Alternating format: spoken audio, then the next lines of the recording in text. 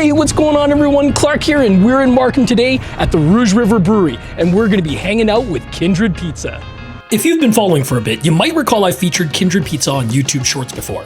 And since then, I've gotten to know the folks there. Great pizza, even better people, and when we get together, we get to eat pizza, we talk about pizza, and this time around, they're even letting me try my hand at making a pizza. So Clark, try not to mess this one up, okay buddy? It's time to get food. Or is it time to make food? Whatever, let's do this.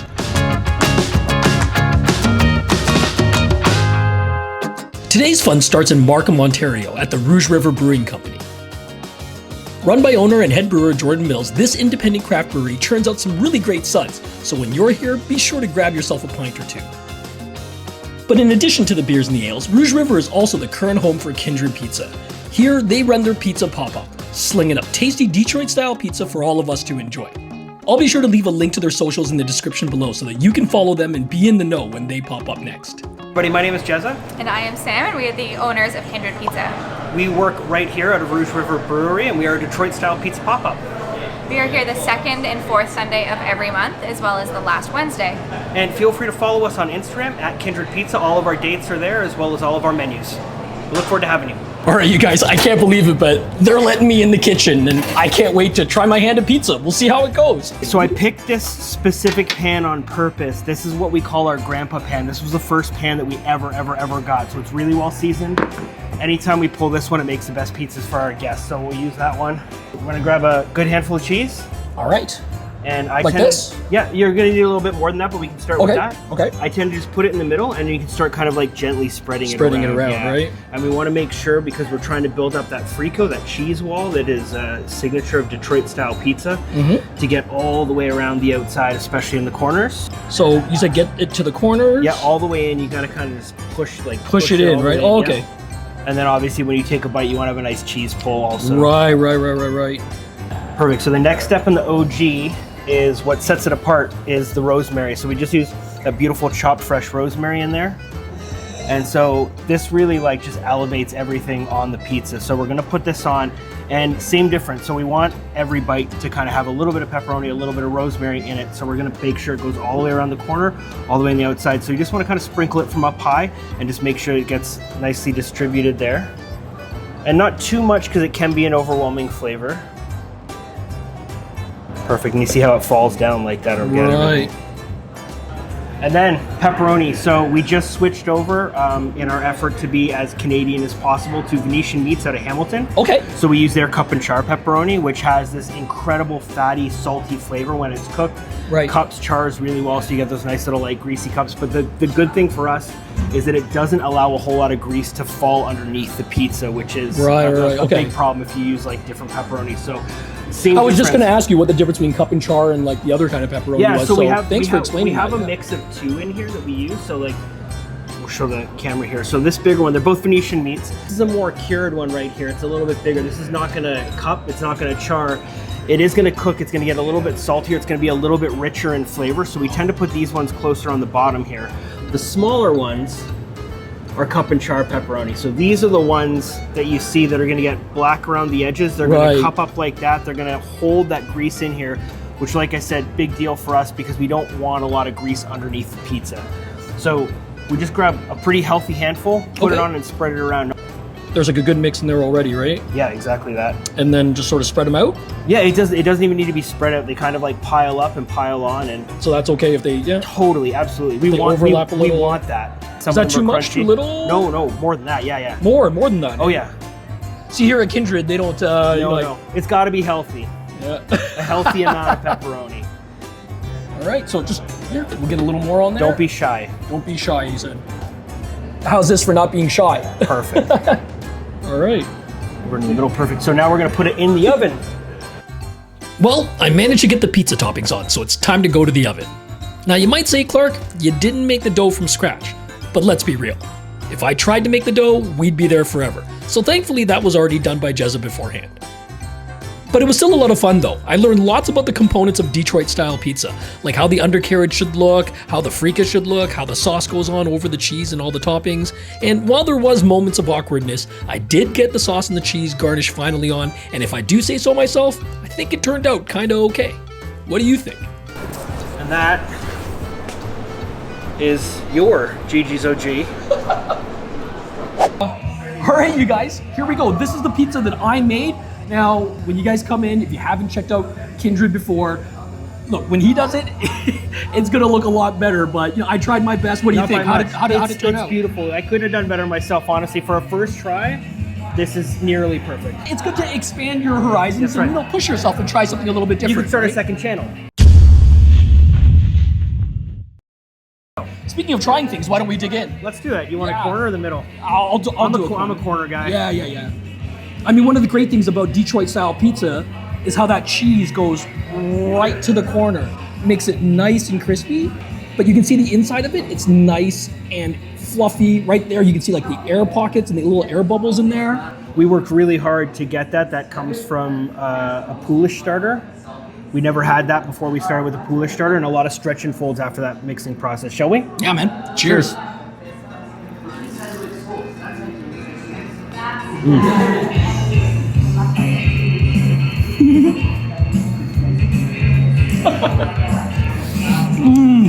I'll tell you, people ask a lot if I get tired of this.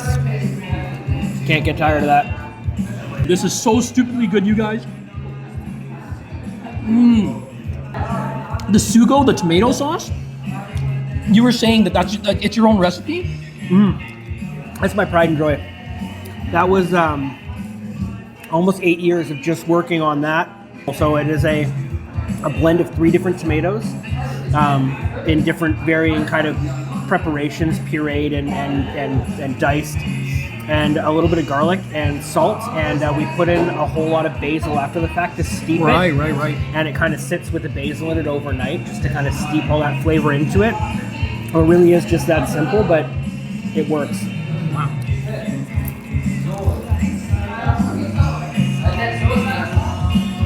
It's got that great combination of being a bit tangy, but a bit of that natural sweetness of the tomato as well. You know, there's layers to that flavor. That's right.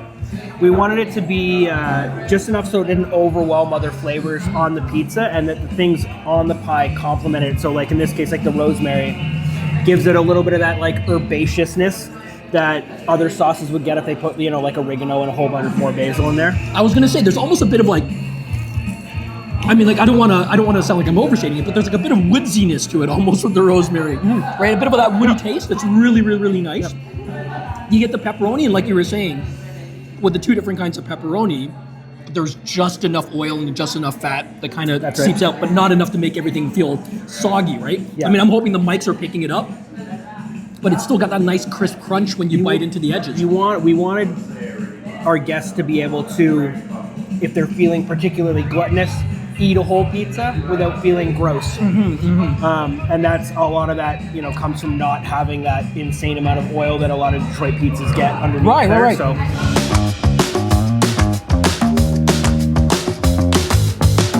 Talk about being blessed, having new experiences, eating some great food, and sharing a few laughs. But you know what? It doesn't stop here. The hits keep coming. Be sure to stay tuned all the way to the end of this video, because we've got more pizza to show you.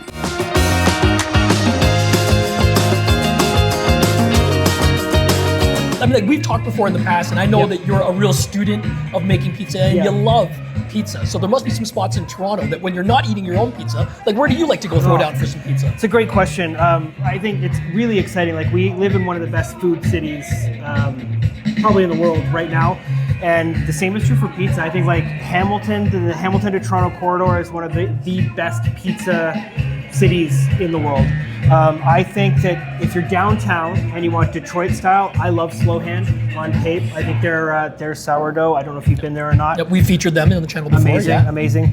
Descendant is the OG, so they need to shout out to Renaissance on the West End is doing some work. If you want to go into like more of a traditional style, I still love libretto. They're like the Right, OG okay, Neapolitan style. They've got a Libretto, they're on, they've got one on Danforth. They got one on Ossington. I think Right. Yeah. Around my hood in East York, we've got the Danforth Pizza House, which is owned by an amazing family, and they make super good pizza. It's one of those like really filling, satisfying, thicker crust pizzas. It's delicious. They're definitely one of the older spots too. I think Exactly it's that. one of the oldest. They've been around. But ONO, one night only pizza on Cape, is probably I want to go so far as to say my favorite pizza in the world. Wow. They're the kind of place that every time I think I make good pizza, I try them, and I'm like, what am I doing here? Oh. They started much the same way. They were making food in their house for their friends. It started snowballing, and now they have this incredible location on Pape, and they just do an amazing job there. Oh, how about that? Well, hey, look, you know I love your pizza, but after hearing you talk about it, I think I could go for some O&O right now. What do you guys think? I think we should just go. Yeah? We can do that? Yeah, absolutely. All right, shall we? Let's go. Yeah. Cold pizza Tuesday. All right, we're here at ONO, as promised. This is absolutely awesome, you guys. Now, some of you viewers might recall, it took me a while, but I realized that we had been here before in one of our videos, but it was such a long time ago. I'm super excited. I mean, like hearing you talk about it, it sounds like they've really elevated things and taken things to the next level, added some things to the menu, so I'm super excited to try. Let's do this. Let's do this. Exciting to talk about it, better to eat it. Awesome. All right. One Night Only Pizza, or ONO if you prefer, is located on Pape Avenue just south of the Danforth. And like Kindred Pizza, they show love to the entire pizza scene that we have here in the city. And you know what else I love? A pizza lunch, and here's Sam bringing some out for us. I'm super excited. Look at these amazing, we got like loads of pizza. I hope you guys have like, a big appetite. Yeah, I'm very hungry. Yeah. Well, I mean, let's get into it, right? Let's do it. So we've got the deep dish, the spicy one with the jalapenos, and we have the North Shore, which is probably my favorite pizza that they do. Just kind of their take on the Hawaiian pizza as well. On that square, so same kind of difference. They've got that kind of cheese frico around the outside, and Luke's dough is just impeccable. I don't know if we can see that. Doesn't get much better than that. Love it. Cheers, everybody. Cheers.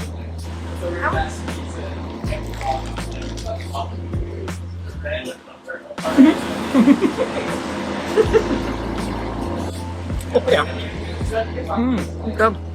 That's my internal reaction every time. This is just put a smile on your face kind of food. It really is. Listen to that crisp crunch when you get into it.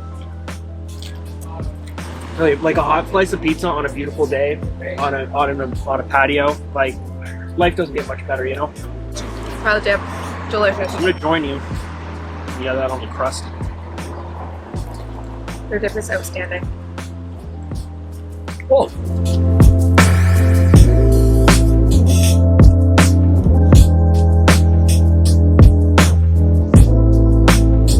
Cheers, everybody. Cheers.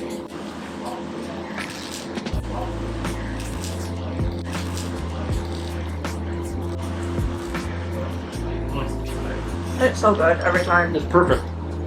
All the elements are, you know, you can taste everything. You can taste the cheese, you can taste the sauce. The crust is unbelievable. Undercarriage. Yeah, like it's got that nice leoparding underneath there. Yeah. It's nice and crispy. Minimal amount of flop. If that's your some people do like the flop. Yeah. But It's too hard to eat from the flop. I prefer more crispy like this.